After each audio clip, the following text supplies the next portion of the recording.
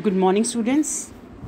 Hope you are watching videos very carefully, which we are sending to you.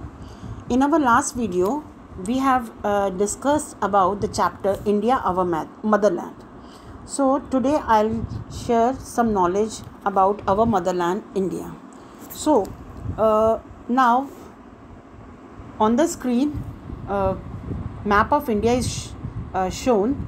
In this map, the extent of India is shown. So if you'll see here,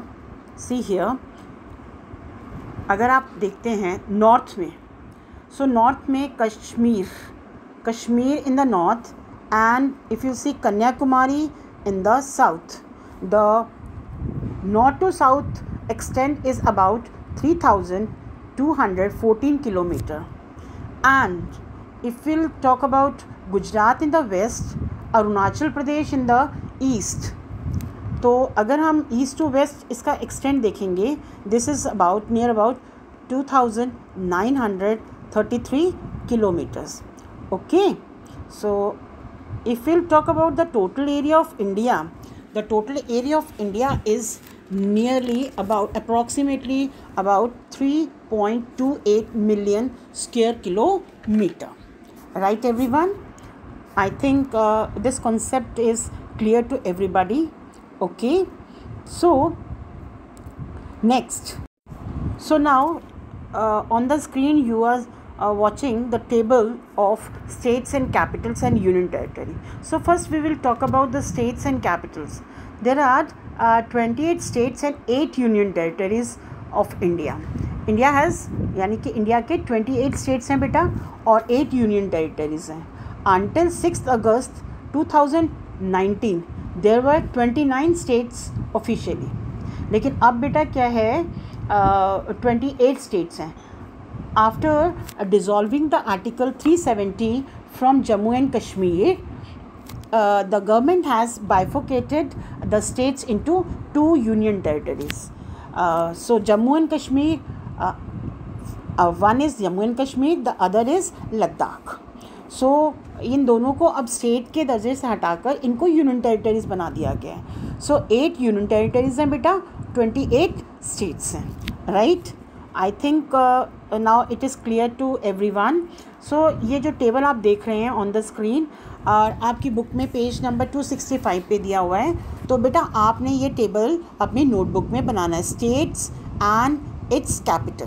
तो ये table आपने अपनी notebook में बनाना है. Right, so now we will talk about the union territories and capitals. देखिए आप table में देख रहे हैं 9 union territories are shown. So 9 नहीं है बेटा, 8 यूनियन टेरिटरीज हैं. ठीक है, 3rd and 4th यानी कि from 26 January 2020 Dadra and Nagar Haveli and Daman and Diu, these both are merged. इन दोनों को कंबाइन कर दिया गया बेटा और एक यूनियन टेरिटरी बना दी गई है.